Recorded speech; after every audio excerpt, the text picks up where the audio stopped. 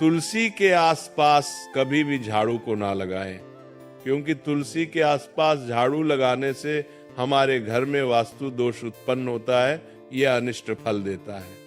तुलसी के आसपास ना तो कभी झाड़ू लगाना चाहिए, और कुछ महिलाओं की आदत होती है कि तुलसी के आसपास ही झाड़ू लगाकर उसे झाड़ू को वहीं पटक देती है। ये भी आपकी सबसे बड़ी मूर्खता है।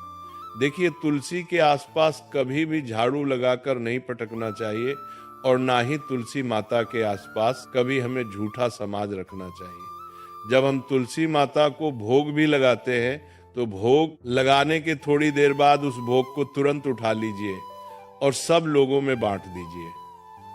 सुबह का भोग शाम तक पड़े रहने देना सही नहीं है, और शाम का भोग सुबह तक पड़े रहने देना भी सही नहीं है। जब दीपक जलकर राख हो जाए तब आप उस भोग को उठाकर सब में बांट दीजिए। और देखिए, तुलसी माता के आसपास लोग कई बार क्या करते हैं कि कूड़ेदान रख देते हैं। अरे मूर्खों, क्या कूड़ादान सबसे अपवित्र चीज मानी जाती है। उसमें झूठा हमारे पैर के नीचे आया हुआ कचरा सब कुछ रहता है, और अगर तुम उस चीज को ले जाकर तुलसी माता के आसपास, तुलसी माता की क्यारी के आसपास रखोगे तो फिर तुम्हारे जीवन का दुर्भाग्य होगा या नहीं होगा। अब तुलसी में दीपक जलाने के पीछे का रहस्य गरुड़ पुराण बताया गया है, और गरुड़ पुराण की दृष्टि से देखा जाए तो ये कितना शुभ होता है और किस हद तक हमारे जीवन में चमत्कारी हो सकता है। गरुड़ पुराण के अनुसार तुलसी साक्षात लक्ष्मी रूप है, और शाम के समय जब अंधकार बढ़ता है तब नकारात्मक शक्तियां जागृत होती हैं। तो उस समय तुलसी माता में दीपक जलाने से घर का ऊर्जा क्षेत्र शुद्ध होता है, पितरों को तर्पण जैसा पुण्य मिलता है, भूत प्रेत बाधाएं समाप्त होती हैं, संतान सुख, वैवाहिक सुख और स्वास्थ्य का वरदान हमें मिलता है। अंत में महिलाओं के लिए कुछ विशेष सावधानियां हैं। यदि आप गर्भवती हैं तो तुलसी में दीपक जलाते समय पीले वस्त्र पहने। इससे होगा ये कि आपकी संतान जो भी पैदा होगी एकदम स्वच्छ, मानसिक रूप से स्थिर पैदा होगी, यानी कि दिमाग में किसी भी तरह के कोई भ्रम नहीं आएंगे।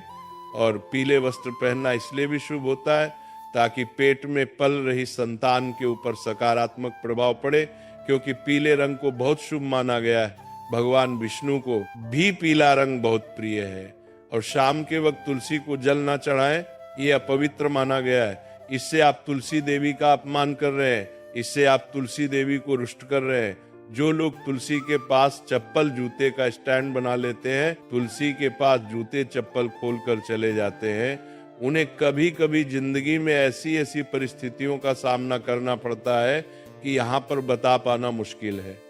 देखिए, अचानक से बीमार पड़ जाना, अचानक से आर्थिक तंगी से जूझना, अचानक से चले जाना, अचानक से दुख आ जाना। इसीलिए तुलसी माता के पास कभी भी जूते चप्पल पहनकर नहीं जाना चाहिए। और महिलाएं मासिक धर्म के समय तो भूलकर भी तुलसी को स्पर्श ना करें। इस समय शरीर से निकलने वाली ऊर्जा तुलसी की सूक्ष्म शक्ति को प्रभावित कर देती है। देखिए, जीवन में बहुत सारी चीजें महत्व रखती हैं, और ये गरुड़ पुराण में वर्जित बताया गया है कि तुलसी के पत्ते शाम के बाद कभी नहीं तोड़ने चाहिए। ऐसा करने से परिवार की समृद्धि में रुकावट आती है। हाथ गंदे हो तो दीपक न जलाएं। गरुड़ पुराण में कहा गया है कि बिना स्नान और साफ हाथों से पूजा न करें, इसलिए तुलसी पूजा से पहले हाथ पैर धोना जरूरी है। कई महिलाएं क्या करती हैं कि सुबह से शाम तक बैठी रहती हैं, सो जाती हैं, ये सब चीजें करती हैं और शाम को नहाती नहीं है, तो कोई बात नहीं। देखिए, नहाना जरूरी नहीं है, लेकिन हाथों को पवित्र करना बहुत जरूरी है। और तुलसी में दीपक जलाते समय तुरंत पीठ ना फेरे। दीपक जलाने के बाद थोड़ी देर वहां पर बैठकर प्रार्थना करें, खड़े खड़े, तो सकारात्मक प्रार्थना करें। ये अपार सकारात्मक ऊर्जा देता है। और तुलसी दीप जलाने से पहले और तुलसी दीप जलाने के बाद होने वाले अद्भुत लाभ मैं आपको बताता हूं कि तुलसी में दीपक जलाने से वंश पर लगने वाले कष्ट करते हैं, जिससे पितृदोष, कालसर्प दोष से मुक्ति मिलती है।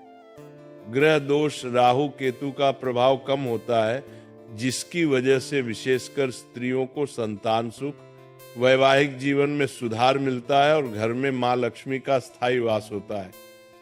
आज के समय में पैसों की जरूरत किसको नहीं है? पैसों की जरूरत हर इंसान को है।